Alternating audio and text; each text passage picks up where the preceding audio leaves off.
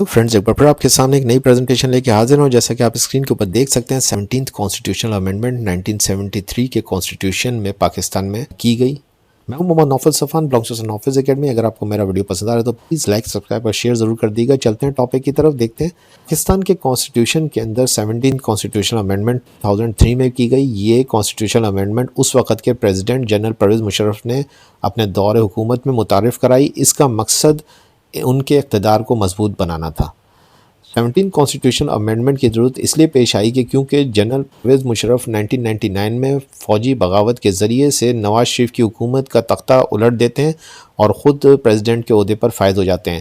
آئین کی article 58(2)(b) کو دوبارہ سے اس امینڈمنٹ کے ذریعے سے ریسٹور کرانا مقصد تھا، جو کہ پریزیڈنٹ کو دوبارہ سے کانسٹیٹیوشنلی اسمبلیوں کو ڈیزالو کرنے کا اختیار دے دیتا. اور یہ مشرف صاحب کی خواہش تھی کہ ان کے اقتدار کو اور زیادہ استحکام حاصل ہو اور وہ اسمبلیوں پر زیادہ کنٹرول حاصل کر سکیں.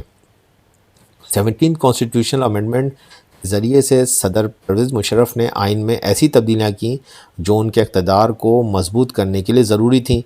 اس ترمیم کے ذریعے صدر کو اسمبلی کو ڈیزالو کرنے کا اختیار واپس دے دیا گیا، جو 1997 میں نواز شریف صاحب نے 13 کانسٹیٹیوشنل امینڈمنٹ کے ذریعے سے ختم کر دیا تھا.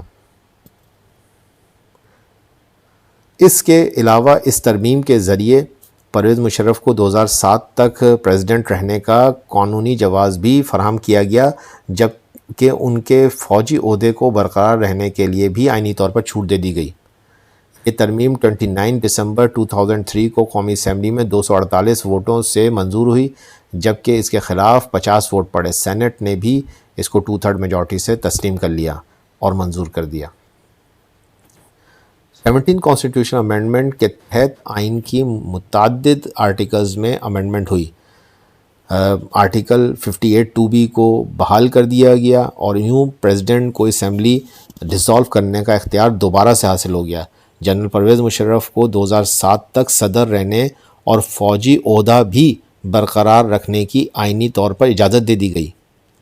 آرٹیکل 41 میں تبدیلی کی گئی، جس کے تحت صدر کی انتخابی مدت اور انتخاب کا طریقہ کار واضح کیا گیا.